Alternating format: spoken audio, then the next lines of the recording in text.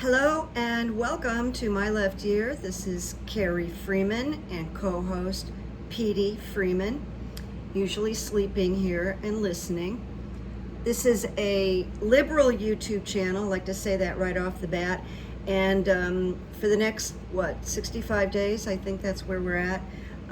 This channel is devoted to supporting Kamala Harris and Tim Walz and getting them elected in a big way, even by a landslide. And we're called My Left Ear because I get information through my left ear and I read the runes. So please subscribe and like. I have to say that. I even have to write a reminder here to say that because I'm such a poor marketer. All right, so here's a little warning. As many of you know, Pete changes positions all during the show. Here's a little warning.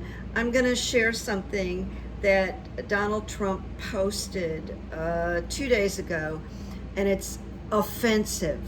So if you have any children in the room, I might ask them to leave, but I have to repeat exactly what he said because it's astounding in a terrible way.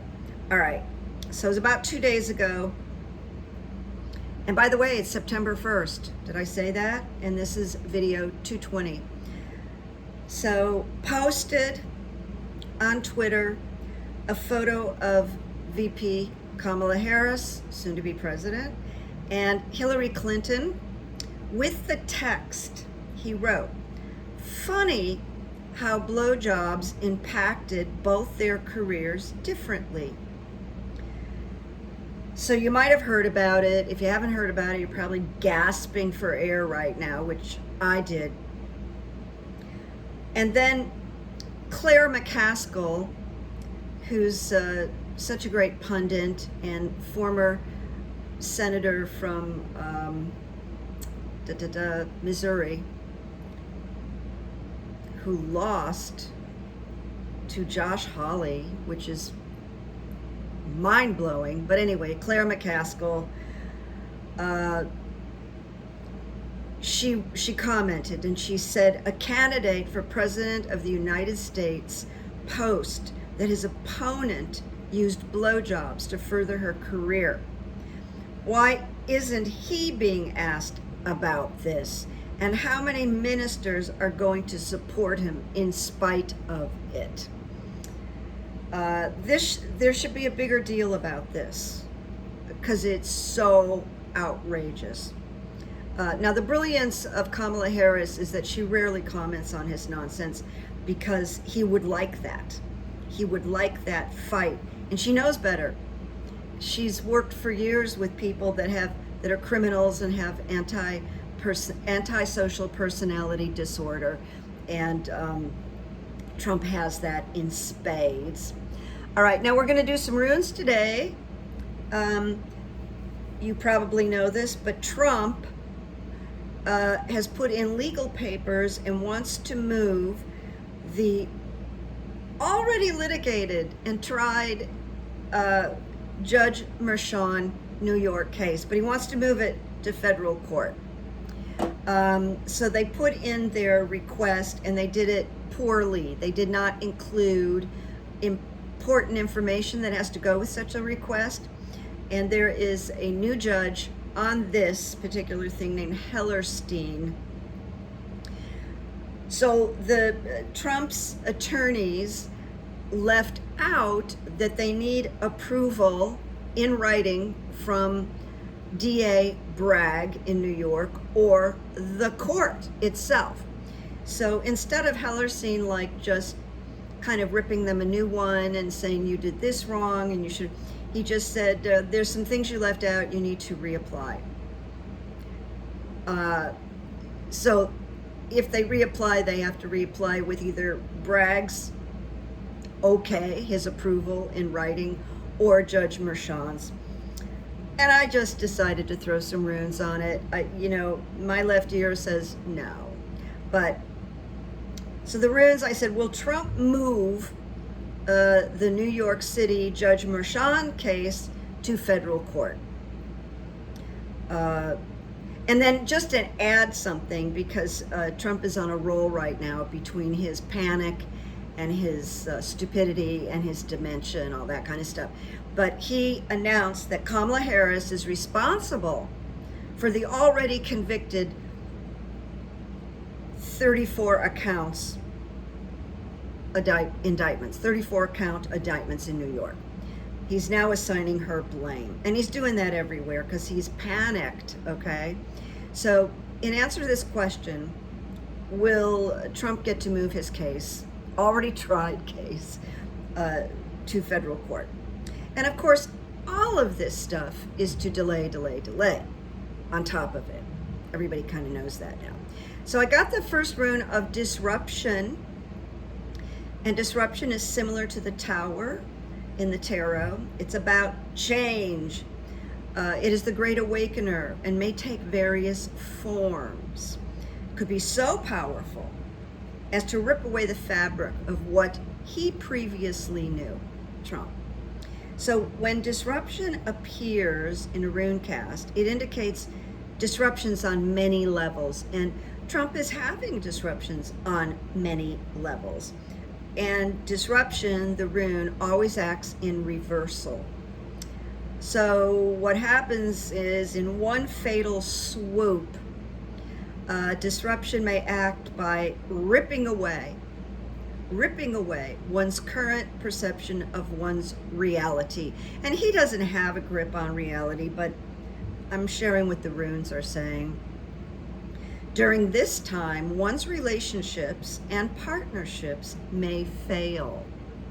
Plans may go awry, and money supplies may become emptied. It is a rune of delay. It is a solid indication to avoid new starts. So the new starts would be a solid indication to avoid getting this to go to the federal courts. And attempting to fight it can lead to more anguish for them. Interesting. All right, now we get the second answer to this. Will this Mershon case move to federal court? We got the rune of joy, which is lovely, except it's reversed. It's reversed. And joy reversed, and I edited this so it wouldn't go on and on and on. Things are slow coming to fruition. A difficult passage may be at hand, even if it's brief. We hope it's brief. And it says, be deliberate in your choices, fella. It doesn't say fella, I said fella. And then the last one to this question about this trial that's already a done deal, voted by 34 people in agreement. Defense. And defense is about avertive powers, and says, as we are tested, we fund the power to avert blockage and defeat. This rune tells you that even if there appears to be an obstacle, do not be overly eager to press forward, which means even if he got his way to take this to federal court and start all over again, it wouldn't necessarily be to his advantage. The rune speaks of the difficulties that can arise at the beginning of something new. So anticipate difficulties, which means there's going to be more delays, but I don't think the delays are going to be that lengthy because people are on to him. He's not going to get to move this to federal court. The other thing is that he can't pardon, if he did become president, and phooey, that's not going to happen. But if he did, he would not be able to pardon himself in the state of New York. So that's another reason why he wants to get it into the feds, because then he can pardon himself if he wins, which he's not going to, but I have to say, if he is. All right, so now I'm moving on. Now, you've probably heard that there's this thing called, Jack Smith has put forth 4 superseding indictments. And the reason it's called superseding indictments is because he did this with an entirely new grand jury and nobody knew about it. Just really clever. And that's why it's called superseding. And then what he did was he took these 4 indictments and he pared them down to stay within the confines of the SCOTUS ruling about immunity. He just pared it down and he eliminated whatever might be construed as Trump having immunity. So he did that, he edited that. So there may be, even before the election, some kind of legal meeting, and this is Judge Chutkan, about January 6th, where they won't have a trial, but Jack Smith can present and read facts and arguments. And that means he can just read everything. He can share everything. And there's nobody to stand up and say, I object, Your Honor. So it's really kind of cool. All right, now we're going to go on to the next runes. Just overall, okay? Just overall. I asked, what is the energy around Mr. T right now? So here's what I got. I got the rune of signals in reverse. Says, regarding the past or the present, you may be concerned, that would be Trump, you may be concerned over what appears to be failed communication, as well as a lack of clarity. Well, he never has clarity. A sense of futility may overwhelm him. I mean, he's very anxious right now, very anxious. But it is timely in his process. All right, then we got another rune in reverse. Again, initiation in reverse. And it tells Trump that there's a counsel about him expecting too much or expecting in the ordinary way. Lower your expectations, Donald Trump, because the old way has come to an end. And that is a quote from this rune. If you repeat the old, Donnie, you're going to have suffering. So it advises him, call in your scattered energies and focus. Now, he's not really capable of doing that, but this is the advice he's getting. Do not dwell on outcomes or the past. Give me a break. That's all he does, is dwell on outcomes or the past. So he's not going to do that. It says be present. He's not going to be present. He's not present. He's about grievances. He's about assigning blame everywhere and holding people accountable. So this initiation rune reverse says, do not dwell on outcomes or the past. All right. He always has a choice. He's never going to take a choice that's, you know what I realized? I forgot to turn my air conditioning off, so it's coming on and off, and I apologize for that.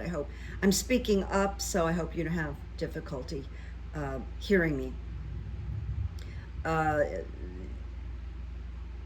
It says that he can see the apparent negativity as bad luck or a unique challenge, but he doesn't have that kind of psychological makeup to be able to pivot or change an approach. He's been criticized. He's been told, you know, he's focusing too much on people instead of policies. And he says, I have to do it my way.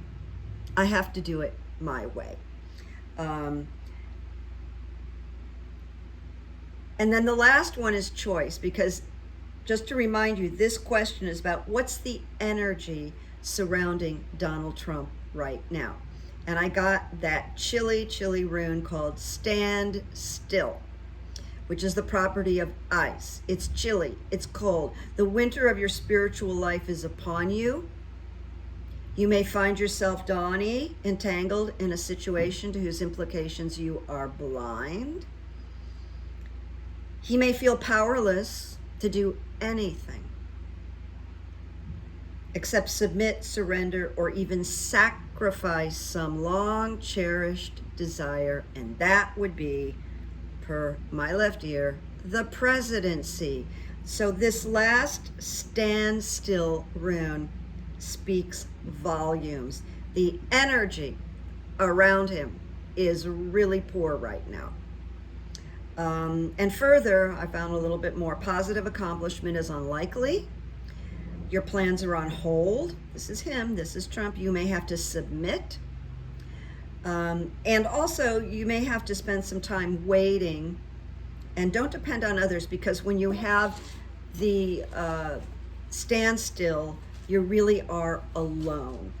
And what's coming out more and more, I'm just going to look in the runes and see if I can find the standstill, because it is chilly. It is chilly. Okay, I don't find it here. Put it off to the side. There's a lot of rumors that are coming out right now that behind the scenes, many Republicans are saying it would be a good thing if he lost, because things could then auto-correct. But they're not saying it out loud. So that's standstill. You can see it's the person standing alone. It's the winter of your discontent. So things are being said, like people are actually wishing that he would fail, because it would relieve everybody. Everybody's tethered to him. And certainly people that are not very brave, won't speak out, won't take a stand about how they really feel, which is just a shame, but they're going to go down in the history books. And then one more rune, because this is on everybody's mind. Will Kamala Harris, as president, as our president, replace Merrick Garland? Now, everybody's assuming that she will. My left ear assumes that she will. But what I'm getting here from this reading is that it will happen, but I suspect it won't happen as fast as people would like, okay? That she will move Merrick Garland out. Now, he may submit a resignation, which would make it easier on her, where she could just say accept it. And then they'd make arrangements. But to the answer, will Kamala, as president, replace Merrick Garland? So I got joy, the rune of joy, reversed. So it seems like not right away. Things are slow coming to fruition. The symbolic process of birth, and that's birthing the new Attorney General, is long and arduous, and fears can arise during this process for being vulnerable. Now, she also can make an appointment, but it's got to be approved. So this is where we are praying, and I think there's a really good chance of getting a Democratic House and Senate. But it is a difficult passage at hand, even if it's brief. It's not a no. It's not no, she's not going to replace Merrick Garland. It's not a no, but there could be holdups, and it may not happen as fast. All right, now we come to the second rune with this question. Fertility, and fertility means new beginnings. And I have interpreted that as Garland's new beginnings and our new beginnings with a more powerful, fearless Attorney General.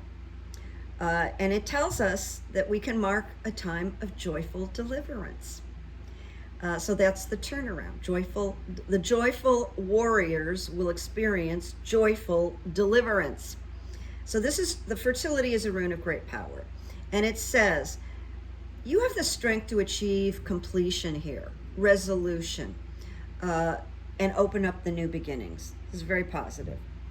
And it will release the rut, because we have been in a rut. It's not that Merrick Garland hasn't done some good things, but it's slow and he's avoidant. And anyway, it's my op. The old stuff was quite proper to his former self, but not now, not for this new administration. This fertility also signals an emergent from a very closed state, and that's America being in this closed, constricted state because of Merrick Garland not taking action quickly enough. And it also speaks of an acorn becoming a mighty oak, which takes a little time. So changes in the offing, all right? And it takes time for that seed of the acorn to sprout and get released. And then the final rune, again, is joy reversed. And it's just the reminder this issue with Merrick Garland may not happen as fast as we would like. There could be a bit of a difficult passage here. I don't think we're going to, my left ear, we don't believe that we're going to continue on with Merrick Garland. There is, and then I had written here in my own notes, not a long wait, not a long wait. And in the meantime, you and I and others, Democrats, etc., we just need to persevere and practice mindfulness. You know, I used mindfulness when I made the meditation recordings for you guys, because things will auto-correct. So I like the honesty here. Because I read Twitter several times a day, if not more, and people want Merrick Garland out like tomorrow. And I don't believe it'll be as fast as what they would like, but we will end up with a different AG, a more powerful, appropriate, because Kamala has been like very focused and fierce and fearless in her being a district attorney. And she's not going to stand for anybody who doesn't carry that same kind of energy. Like, you know, Glenn Kirshner would, that straight line determination, let's handle these things. So that's my word there. Now, something really good, and it's just another really good choice that Kamala Harris has made. The very first one was inviting Tim Walz to join her. But here her campaign just hired Mark Elias of Democracy Defender Elias Law Group, and I'm sure you've seen him interviewed a lot. He's with his team. He's not doing this alone, but he has all these legal experts that have to do with voting and the courts and obstruction, and they are filing lawsuit after lawsuit after lawsuit to free up the election process. Now, the brilliant hiring of Mark Elias means that the Harris team is gearing up to fight tooth and nail. There's the air conditioning came on again, but the hand thing is over there, but it's not too loud. Fight tooth and nail all the election obstruction that is being forced right now, planned, insinuated. And if Mark Elias's past and present tell us anything, is that he's up for this. There's no one better. So this is another brilliant choice by Kamala Harris's team. Also, another brilliance is they are putting out the most effective and wicked videos fighting Donald Trump. I mean, they're like amazing. Whoever that team is that's doing it for her, with her, amazing videos. So this has already started, that the U.S. Supreme Court just rejected key parts of a GOP motion to restore voter suppression laws for 2024. And it's not working. It's not working. And it's a major victory for voting rights and Arizona voters. And so the Elias Group keeps winning. And there's more. I'm just not going to read off all these instances of their winning, but they're really doing a fantastic job. And I was so happy to see that she brought Mark Elias and his team onto her team. Really smart, okay? Now, did anybody see the interview on CNN with Dana Bash with both Kamala Harris and Tim Walz? It was really dull. It didn't last very long, and it was dull because of the questions that were asked. The retreads, nothing fresh. It's like Dana Bash and her producer took all the current grievances, in a way, or criticisms from the Trump camp, and just put them out there for this interview. And Dana Bash, at one point, I think early on, tried to drum up some heat by addressing things that Trump had said about Kamala's, Kamala's, is she black? Is she Asian? Is she this? And Kamala would not respond. She just smiled, and she looked really lovely, and she said, "Yes, I'm aware of it." Next question, it was something like that. I don't have it per, verbatim, and it was masterful. So it was really dull.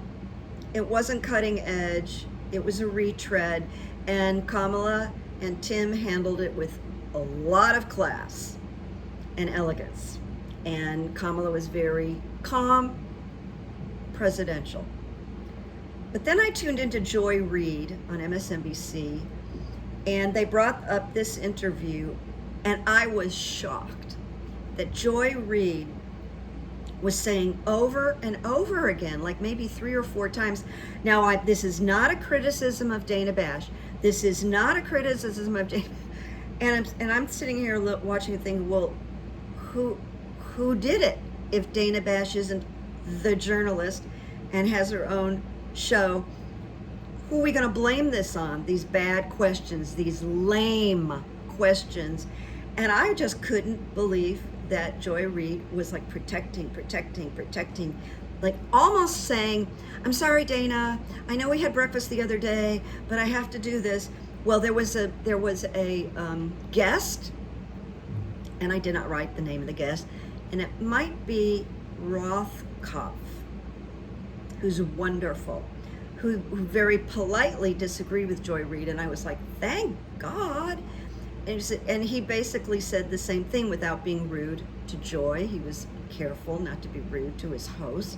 Said, well, I have another take on this. If it wasn't Dana, who would have been in charge of these questions? And as the interviewer, wouldn't she have a say so? And then Joy backed off, but it was bad journalism on Joy Reid's, and I thought Joy had more I don't know, guts, strength. I can't even explain, other than maybe she's friends with Dana Bash. Now I ended up having like almost too much material, so I'm going to come back on Tuesday and do another. But I've heard from one of my subscribers here named Benny, who lives in Texas, and he's been sending me a few articles about Texas and how bad it is there. So next show 221, I'm going to address the anti-abortion rights that are going nuts in Texas, and I'll go into it in detail. Ken Paxton, and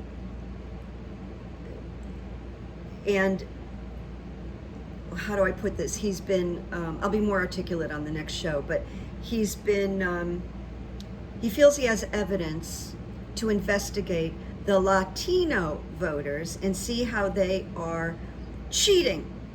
So just as an example, he had a bunch of policemen knock on the door of a Latino poll worker, activist, She's 87 years old. Her name is Lydia. She was in her 90, and they made her stand outside while they went through her entire house at 6 a.m. So I'm going to talk about Texas, Greg Abbott, Ken Paxton, who is just the biggest criminal around, but Texas is like a mafia state with the control and the harshness. I'll come up with better words. And then they're not gonna, Greg Abbott is not going to be up for re-election until 2026. I posted something about him the other day on Twitter, and I got put in Twitter jail for 24 hours. Sometimes I just find great, I have a lot of gratitude, and I just love being kicked off Twitter from time to time because I don't regret what I said. I'm not going to repeat it, but I don't regret it. So we're going to talk about Texas, Greg Abbott, abortion, voting rights, the Latinos, and there are groups that are filing charges against Ken Paxton, Abbott, blah blah blah. So we're gonna get to that. I want to tell you that. Just didn't want to go too long. So I've got a list of good evidence, all related to the election, the upcoming election. Now, some of this you may know, but it's so fabulous. Harris Wall's ticket has over $700 million in campaign funds. And that's why they can travel and they can do these incredible videos. But now they're closer to $1 billion. This doesn't happen unless that party has a really good chance of winning. All right, so that's great. Harris has gained in North Carolina, and no Democrat has done this since Barack Obama, and now they're calling it a toss-up, which is a really good sign, which means she can kind of like be Obama was, and she can just grow past the toss-up and take a lead, and I think that's what's going to happen. Now, in North Carolina, that I'm going to say pig that's running for governor, Mark Robinson, is behind Josh Stein by over 8 points. So it's pretty clear that Josh Stein will beat Mark Robinson, who's just another fruitcake. I mean, very negative, very ugly, and a very much a Project 2025 type person. So that's a big relief. The Arizona Senate race, Carrie Lake is being demolished by 7 points by Rubin. And I didn't write down Rubin's last name. I feel like a jerk. I know him. I know if I ran into him on the corner, but for some reason right now, I didn't write down his last name. But he's gonna win Arizona, thank God. And that's a Senate race. That's Democrats. And Carrie Lake's being just annihilated, as she deserves. And I talked to you about Jack Smith's superseding indictments, so I don't have to go over that. And the quote is by the author of The Alchemist, which is a wonderful spiritual book story by Paul Coelho. It's a pretty well-known book. It's a lovely book to read. And the quote is, "The secret of life, though, is to fall 7 times and to get up 8 times." Now, I didn't do a good job of reading that, so I'm going to read it again. "The secret of life, though, is to fall 7 times, but get up 8 times. So we never give up, we never give in. And that is from The Alchemist. So I'll be back. There's more stuff, and there's going to be more and more and more stuff. And we are just coming down to the crunch here. You know, it does occur to me that this whole change where Kamala started to run with her running mate, Tim, came late in this game, and it's really benefiting them. I mean, they just said, we don't need to sleep. We're just hitting the road. We're hitting the road. And that's what they've done. They do not look tired at all. I'm sure there's a bunch of people taking care of them. But it's very inspiring. And they're doing great work. All of her years with these, you know, with these criminals have really made her excellent at making these decisions about Donald Trump, not answering him, not engaging him, and letting whatever comes out of his mouth just fall on its face. And then other people can come and say things like Claire McCaskill. But I love Kamala's, she really listens to her intuition. She really does. And this is the most I've ever seen in a candidate who operates like this. So I'm all for her. Petey's all for her. How you doing, Pete? Oh, that's my boy. That's my boy. He just loves to get up here now. He's very habituated. So we're gonna say have a good Labor Day, the rest of it. I've been cooking. I might even make a cake, but I have to do a lot of studying. I'm taking my driver's test, and I flunked it last week. So I have 2 more times, and I just didn't study hard enough. So I have to study that. I'm working on my treatment for the streaming network, and that's going really well. And when I can, I'll tell you about it, but I can't tell you about it yet. So we're just having a nice, chill weekend. I have the parking violations meeting with a judge on the 5th. I have 2 legal things coming up. So it's a really busy month, but I will be back on Tuesday to talk about Texas and some more things, and the hits just keep on coming. So you have some good food, some good celebration, enjoy your rest, and we'll see you soon. Bye-bye. Bye-bye.